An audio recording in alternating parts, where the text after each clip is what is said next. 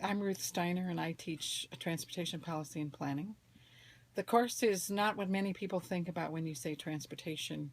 Often they think of transportation engineering and they want to run away from my class as quickly as possible.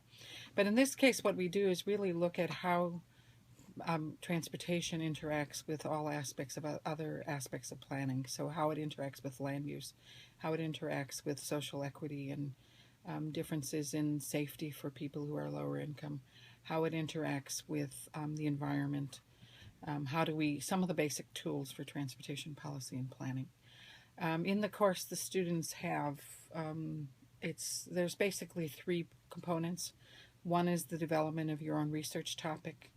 And one of my proudest things is actually one of my students wrote a paper for the course. When I graded it, it was on bridge repair of all things, and I knew nothing about the topic, but when I read it, I thought, this is a wonderful topic.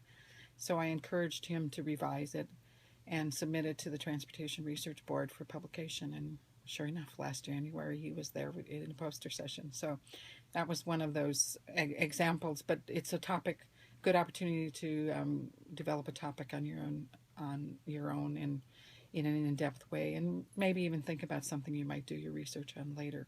The second component is active debates.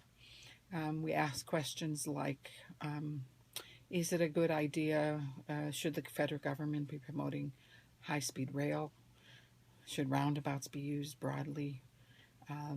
And should Amtrak receive federal funding?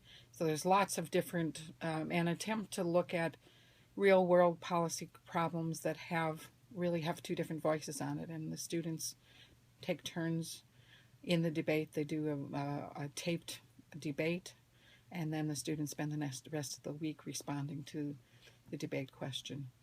The third component, which has been the most fun for me, is the students are asked to do a profile of the transportation in a region of their choice anywhere in the world. Well, of course, it's easiest to do regions within the United States. But what I've learned a lot about places I've not been to or places I've wondered about in the process of doing that project.